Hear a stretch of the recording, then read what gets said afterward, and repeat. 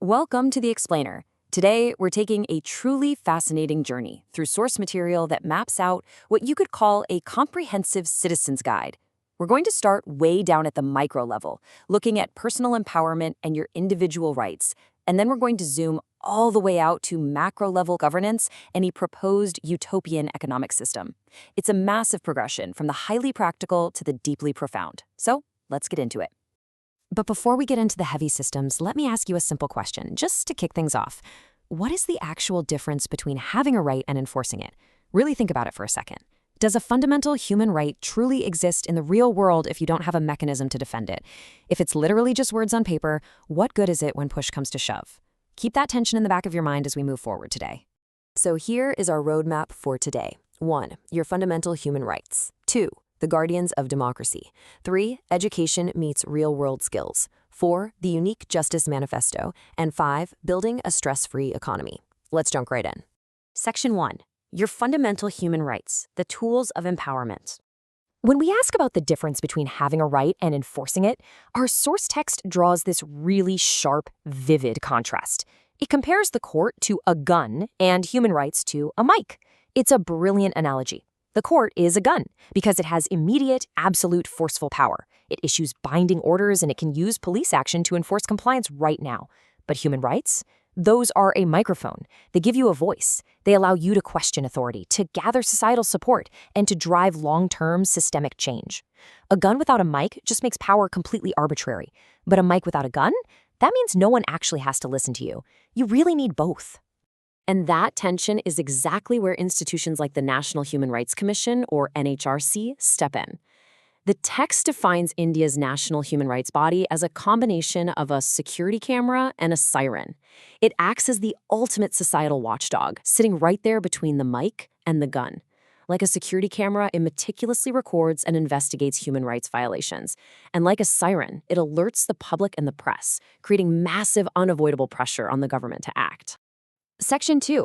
The guardians of democracy, ensuring the system works. But what good are your individual rights if the overarching system is just rigged from the start? Zooming out to the national level, a functioning democracy completely relies on a strict system of checks and balances. The text highlights 4 classic pillars. You've got the legislature making the laws, the executive implementing those laws, the judiciary enforcing them, and the press acting as that vital 4th pillar to relentlessly question and report on the other 3. The entire system is engineered so that absolutely no single pillar can dominate the others. But how do we ensure the people running this system are chosen fairly in the first place? Well, the framework points to the critical role of the Election Commission, describing it as the independent umpire of democracy. Think about a cricket match. If the captain of the batting team was also the umpire, there is no way they'd ever give themselves out, right? The Election Commission exists to stop ruling powers from altering the rules of the game to their advantage, ensuring that the ultimate power, which is your vote, remains securely in the hands of the citizens. Section 3. Education meets real-world skills, building your path. Having looked at those macro-democratic systems, how does an individual citizen actually navigate all this to build a successful life? The modern formula presented here is incredibly pragmatic. In today's world, a degree alone is absolutely not enough. Education gets you the degree, sure, but that's basically just your hall ticket. To achieve actual success, you have to add specific practical skills, your real-world ability to do the work, and then prove it through an exam or an execution phase. Education brings you to the door, skill gets you the interview, and the exam is what actually gets you the job. Let's actually walk through how this formula applies across a few different paths. Say you want to be a teacher. Your education is a teaching degree like a B.Ed, but your required skill, that's patience and child psychology, which gets tested by teaching board exams like the TET. Or take a doctor. You absolutely need a medical degree like an MBBS, but your crucial soft skill is handling high-pressure emergencies, and that's put to the test by medical board exams like NEET. Look at the collector or civil servant. Honestly, any degree works to get you started, but the skill is deep analytical writing and leadership, rigorously tested by the UPSC Civil Service exam. And for the police, basic education works fine, but the mandatory skills are physical fitness and courage, proven through specific recruitment exams. You really have to perfectly align your education, your unique soft skills, and the target exam to succeed. Section 4. The Unique Justice Manifesto, a visionary framework. Shifting gears a bit, let's examine a very specific political framework outlined in the text, which is referred to as the Unique Justice Manifesto. If you think about the classic symbols of a globe, a dove, and the scales of justice, that imagery perfectly captures the core goal of this proposed framework, prioritizing human equity and peace above everything else. It envisions a society where the system's absolute primary directive is preventing human stress and ensuring universal dignity. A massive component of this framework is how it completely redefines what politicians typically call freebies.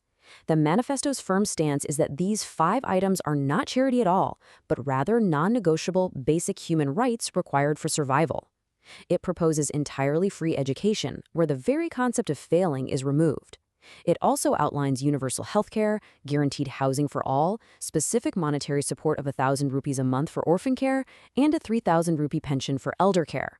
The framework essentially operates on the premise that a just society owes its citizens these baseline securities by default. Now, to ensure everyone has a way to actually contribute and sustain this, the manifesto proposes a scaling human resources network. It starts at step 1 with a village HR department tracking local skills. If there's no job locally, the system scales up to step 2, the Mandal or regional HR, then to city HR, country HR, and theoretically all the way to step 5, a world HR system. The stated goal here is this massive, interconnected database designed to perfectly match any willing worker with an appropriate job, literally anywhere on Earth, with the ultimate aim of completely eliminating systemic unemployment. Section 5. Building a stress-free economy, redefining value. If those baseline rights and that sprawling job network are provided, the macroeconomic goal of this framework shifts entirely. Instead of a debt-based society, the focus is squarely on production and actual utilization. Crucially, it recognizes that human needs go far, far beyond just basic food and shelter. Within this framework, true economic value is placed on art, sports, song, literature, and entertainment. The vision here is that the value of the currency itself is dictated by holistic human needs, encompassing beauty, health, and art, all securely backed by the central bank, like the RBI.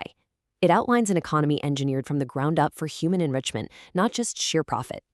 To illustrate the mechanics of this manifesto, it actually includes a highly specific and, frankly surprising, structural incentive. It proposes 500 rupees credited directly to a citizen's bank account just for utilizing their right to vote. Rather than politicians buying votes illicitly in the shadows, this proposed system officially and transparently rewards the citizen for participating in the democratic process. It attempts to totally flip the dynamic of civic duty. Which brings us to a really provocative final thought presented by the text. If a system functions correctly, providing every single willing citizen with a dignified job and a fair salary that comfortably covers all their basic needs, do we still even need political freebies? Or do freebies only exist in the first place because our core economic and HR systems are currently failing us? It leaves us with an incredibly deep question about the ultimate relationship between our labor, our governance, and human dignity. Thanks for hanging out with me for this explainer. Keep questioning the systems around you, and I will see you next time.